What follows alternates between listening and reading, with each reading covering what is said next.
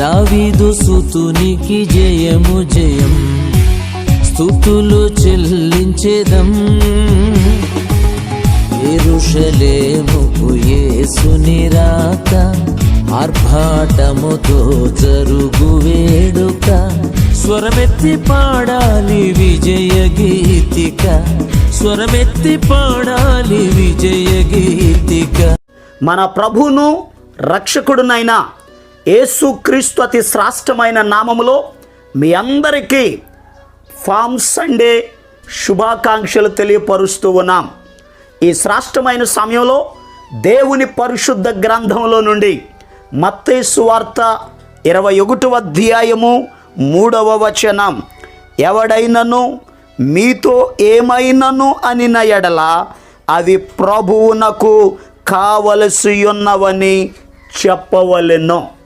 ప్రభునందు ప్రియ దేవుని యొక్క బిడ్డలారా, యేసుక్రీస్తు ప్రభు తన శిష్యులను తీసుకొని యెరూషలేమునకు సమీపించి ఒలీవల చెట్ల కొండ దగ్గరనున్న బేత్పగే అనేటటువంటి గ్రామమునకు ఎదురుగా వచ్చిన తరువాత ఇద్దరు శిష్యులను పిలిచారు. శిష్యులారా, మీ ఎదుటనున్న గ్రామానికి వెళ్ళండి. అక్కడ కట్టబడి ఉన్న ఒక గాడిదయు గాడిద పిల్లయు మీకు కనబడుతుంది. వాటిని విప్పి మీరు తోలుకొని రండి.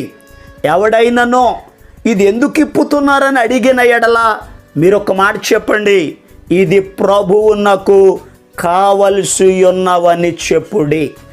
ప్రియ దేవుని బిడ్డలారా, యేసు ప్రభు ఆయనకు కావలసి ఉన్నది ఏమిటో ఆయన చెప్తూ ఉన్నారు. నిజమే, ఈ భూలోకంలో మనుషులు కూడా అనేకము కావాలని కోరుకుంటారు. కొందరు ఆహారమును, కొందరు వస్త్రములను, కొందరు ధనమును, కొందరు స్థలమును, కొందరు గృహమును, కొందరు వివాహమును, కొందరు సంతానమును, కొందరు బంగారమును. ఈ భూలోకములో ఏవో ఏవో కావాలని మనం కోరుకుంటూ ఉంటాం. అయితే యేసయ్య ఇవేవి కోరుకోవడం లేదు. ఆయన అంటున్నారు, గాడిదను ఆయన కోరుకుంటూ ఉన్నారు. ఇది ప్రభువునకు కావాలని మీరు చెప్పండి. ఎందుకు ప్రభువు గాడిదను కోరుకున్నారు? గాడిదను కోరుకోవడానికి కారణాలు ఏమిటి అని అడిగితే ఆ 21వ అధ్యాయంలోనే 4వ వచనంలో రాయబడి ఉంది, ప్రవక్త ప్రవచనము నెరవేర్చబడినట్లుగా ఆయన గాడిదను కోరుకున్నారు.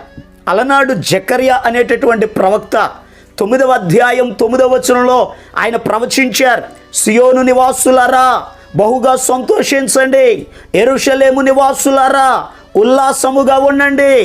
నీ రాజు నీతిపరుడును రక్షణ గలవాడును దీనుడునై గాడిదను గాడిద పిల్లను ఎక్కి నీ యొద్దకు వచ్చుచున్నాడు అని ప్రవచించారు. ప్రియ దేవుని బిడ్డలారా, యేసుక్రీస్తు ప్రభువారు 33.5 సంవత్సరాలు ఈ లోకములో సశరీరుడుగా ఆయన సంచరించారు. ఆయన సంచరించినటువంటి దినాలలో ప్రతి దినము కూడా ఆయనను గూర్చి ప్రవచింపబడిన ప్రవచనములను ఆయన నెరవేర్చారు. తండ్రి చిత్తమును నెరవేర్చారు. పరిశుద్ధ గ్రంథములో యేసు ప్రభువును గురించి దాదాపుగా 400 పైబడి ప్రవచనాలు చెప్పబడ్డాయి. ఆ ప్రవచనాలలో ఇది ఒక ప్రవచనం, నీ రాజు గాడిదను గాడిద పిల్లను ఎక్కి నీ యొద్దకు వచ్చుచున్నాడు. ప్రవచనము నెరవేర్చబడుట కొరకై ఆయనకు గాడిద కావలసి వచ్చినది. ప్రియ దేవుని బిడ్డలారా, యేసు ప్రభు ఈ లోకములోనికి వచ్చి ఆయన చెప్పిన మాట, ధర్మశాస్త్రమునైనను ప్రవక్తల ప్రవచనమునైనను కొట్టివేయడానికి నేను రాలేదు, నెరవేర్చుటకు వచ్చాను అని చెప్పారు. ప్రవక్త ప్రవచనము నెరవేర్చుటకు గాడిదను కోరుకున్నారు. మరొక కారణం ఏమిటి అని అడిగితే గాడిద మనుషుడికి గుర్తుగా ఉంది. లూకాసు వార్త 14వ అధ్యాయం 1వ వచనం దగ్గర నుండి 5వ వచనం వరకు మనం చదివితే యేసుక్రీస్తు ప్రభువారు విశ్రాంతి దినమందు ఆయన ఒక ఇంటిలో ఉన్నారు. ఆయన ప్రక్కనే జలోదర రోగం కలిగిన ఒక వ్యక్తి ఉన్నాడు. అయితే ఆయనకి ముందుగా ధర్మశాస్త్ర ఉపదేశకులు పరిసయ్యులు ఉన్నారు. యేసు ప్రభు వారిని అడిగారు, విశ్రాంతి దినమందు ఇతన్ని స్వస్థపరుచుట న్యాయమా కాదా అని అడిగారు. వారు ఏమీ మాట్లాడలేదు. ఆ రోగం కలిగిన వ్యక్తిని యేసయ్య స్వస్థపరిచాడు. స్వస్థపరిచి వారిని ఈ రీతిగా ప్రశ్నించాడు.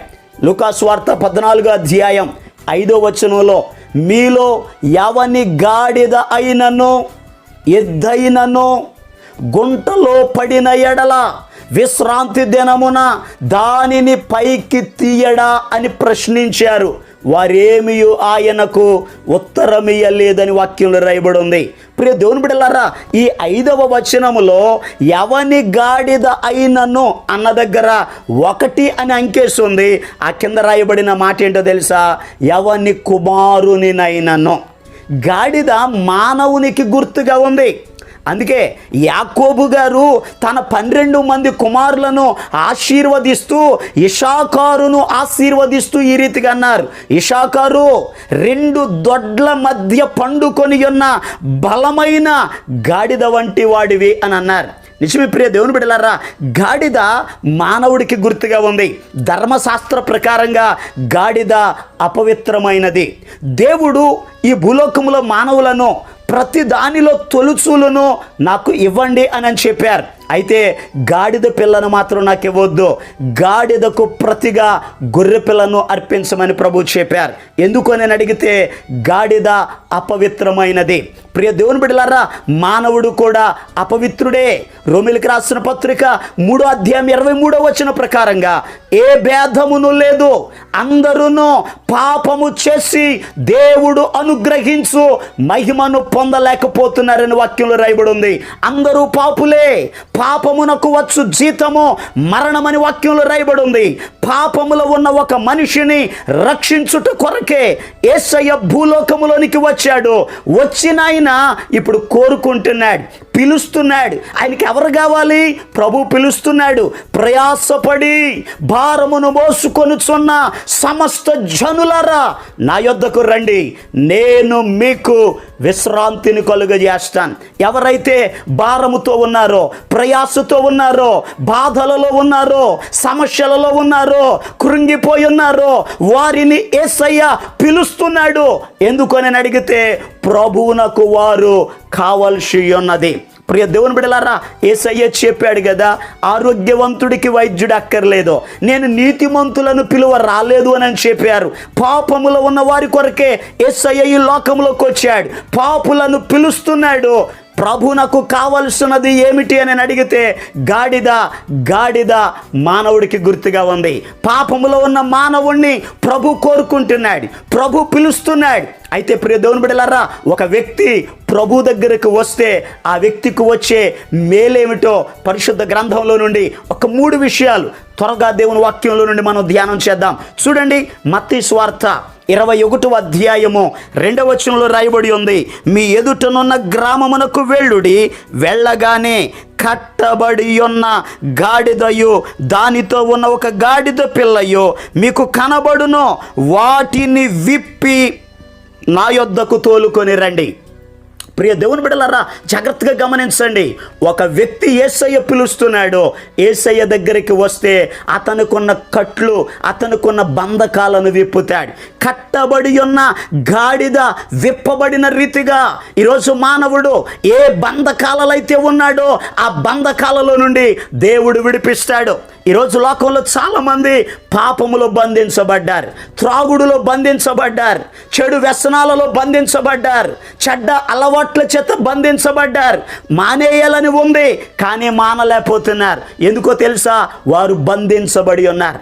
చాలామంది డ్రగ్స్కి ఎడిక్ట్ అయిపోతూ ఉన్నారు, త్రాగుడికి బానిసలు అయిపోతూ ఉన్నారు, పాపానికి బానిసలు అయిపోతున్నారు, జూదానికి బానిసలు అయిపోతున్నారు, చెడ్డ పనులు చేయడానికి అలవాటు పడిపోయారు.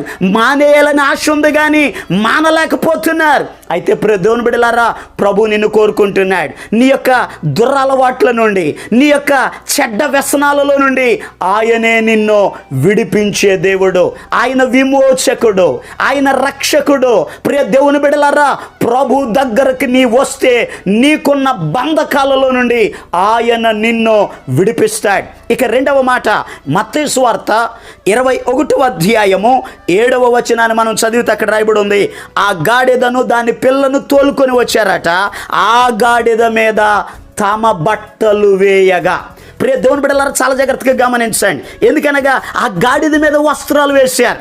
వస్త్రములు దేనికి గుర్తు అంటే ఘనతకు గుర్తుగా ఉంది.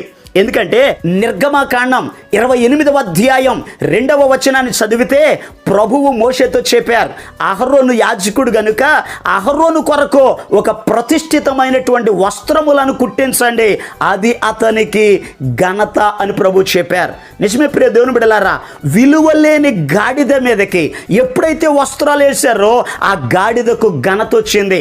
నిజమే, మన జీవితంలో లోకంలో ఉన్నంత కాలం, పాపములో ఉన్నంత కాలం, చెడు వ్యసనాలకు బానిసలైనంత కాలం ఏ వ్యక్తికి కూడా ఘనత ఉండదో, ఏ వ్యక్తి మాటకు కూడా విలువ ఉండదో. ఎప్పుడైతే మనం యేసయ్య దగ్గరికి వస్తామో యేసయ్య మనకు ఘనతను కలుగజేస్తాడు. ప్రభు చెప్పారు, నన్ను ఘనపరుచు వారిని నేను ఘనపరుస్తాను అని అన్నారు. నీతి జనములు ఘనతకెక్కుటకు కారణమని ప్రభు చెప్పారు. ఈరోజు ప్రియ దేవుని బిడ్డలారా, ప్రభు దగ్గరకు వస్తే బంధకాల్లో నుండి విడిపిస్తారు. ప్రభు దగ్గరకు వస్తే ఘనతను కలుగజేస్తారు. 3వ మాట ఆ మత్తయి సువార్త 21వ అధ్యాయం 7వ వచనంలో రాయబడి ఉంది, ఆ వస్త్రముల మీద లేక గాడిద మీద యేసయ్య కూర్చుని ఉన్నారు, ఆసీనుడై ఉన్నారు. అనగా గాడిద మీద ప్రభు కూర్చున్నారు. యేసయ్య మనతో ఉంటే మనకు ఆశీర్వాదం, యేసయ్య మనతో ఉంటే మనం అభివృద్ధి చెందుతాం. ప్రియ దేవుని బిడ్డలారా, దేవుని వాక్యంలో రాయబడి ఉంది, యోహాను సువార్త 15వ అధ్యాయం 5వ వచనంలో యేసు ప్రభు చెప్పారు, నాకు వేరుగా ఉండి మీరేమి చేయలేరు అని అన్నారు. ఆయన మనతో ఉంటే మనం ఫలిస్తాం, ఆయన మనతో ఉంటే మనం అభివృద్ధి చెందుతాం, మనం ఆశీర్వదించబడతాం. ప్రభువు దావీదు గారితో ఉన్నారు గనుకనే దావీదు గారు అంటారు, గాఢాంధకారపు లోయలలో నేను సంచరించినను ఏ అపాయమునకు భయపడనని చెప్పారు. ఎందుకనగా ప్రభు మనతో ఉంటే ఆయన మనల్ని ఆదరిస్తారు. ప్రభు మనతో ఉంటే మన భయమును తొలగిస్తారు. ప్రభు మనతో ఉంటే పచ్చిక కలిగిన చోట్లకు నడిపిస్తారు. ప్రభు మనతో ఉంటే శాంతికరమైన జలముల యొద్ద పొర్రుండ చేస్తారు. ప్రభు మనతో ఉంటే శత్రువుల ఇంట మనకు భోజనాన్ని సిద్ధపరుస్తారు. ప్రభు మనతో ఉంటే చిరకాలము కూడా కృపాక్షేమాలే మన వెంట వస్తాయి. కనుక ఈరోజు ప్రియ దేవుని బిడ్డలారా, బంధకాల్లో ఉన్నావా, సమస్యల్లో ఉన్నావా, మనశ్శాంతి లేకుండా ఉన్నావా, ప్రభు నిన్ను కోరుకుంటున్నాడు. ఒకవేళ నిన్ను ఎవరు ఇష్టపడడం లేదేమో, నిన్నెవరూ కోరుకోవడం లేదేమో, యేసయ్య నిన్ను ఇష్టపడుతున్నారు, నిన్ను పిలుస్తున్నారు, నీ కొరకు తన చేతులను చాపారు. యేసయ్య దగ్గరకు వస్తే నీ బంధకాల్లో నుండి విడిపిస్తారు. యేసయ్య దగ్గరకు వస్తే నీకు ఘనతను కలుగజేస్తారు. యేసయ్య దగ్గరకు వస్తే నిన్ను ఆశీర్వదిస్తారు. ఈ యొక్క మట్టల ఆదివారం దినమందైనా ప్రభు దగ్గరికి వద్దాం, ప్రభుకి మన హృదయాన్ని సమర్పిద్దాం. ప్రభు యొక్క సన్నిధానంలో మన పాపములను ఒప్పుకొని ఆయనను ఆరాధించి ఆయనను స్తుతించి ఆయన ఇచ్చే ఆశీర్వాదాలు పొందుకుందాం. దేవుని కృప మీకు తోడుగా ఉండి నడిపించునుగాక. ఆమేన్. ప్రార్థన చేసుకుందాం. తలలు వంచండి, కళ్ళు మూసుకోనండి, ప్రార్థనలు ఏకీభవించండి. మహాపరిశుద్ధుడును ప్రేమ కలిగిన మా తండ్రి, అయ్యా నీ బిడ్డల కొరకు ప్రార్థిస్తున్నాను. ఏ బంధకాలలో ఉన్నారో, ఏ సమస్యలలో ఉన్నారో, అయ్యా నీ బిడ్డల యొక్క ప్రతి బంధకము, ప్రతి బలహీనత నజరేయుడైన యేసు క్రీస్తు అతి శ్రేష్టమైన నామములో విడిచిపోవునుగాక ఆజ్ఞాపిస్తున్నాను. తండ్రి, నీ కార్యములను మీరు జరిగించండి అయ్యా. నీ బిడ్డలకు తోడై ఉండండి అయ్యా. కృపాక్షేమాలు అనుగ్రహించండి అయ్యా. సమస్త అవసరతలను తీర్చండి అయ్యా. ఉన్నతమైన నీ కార్యములు నీ బిడ్డల జీవితాల్లో జరిగించండి. పరమ తండ్రి, ప్రత్యేకంగా నీ బిడ్డలను మీరు ఆశీర్వదించండి, హెచ్చించమని ప్రార్థన చేస్తున్నాను అయ్యా. ప్రత్యేకంగా ఈ దినమంతయు నీ బిడ్డలకు మీరు తోడుగా ఉండి కృపాక్షేమాలు అనుగ్రహించమని యేసు క్రీస్తు అతి పరిశుద్ధమైన నామం పేరట ప్రార్థన చేసి అడిగి పొందుకొని నాము తండ్రి. ఆమేన్. మన ప్రభు అయిన యేసు క్రీస్తు కృప మీకు తోడుగా ఉండి నడిపించునుగాక. ఆమేన్.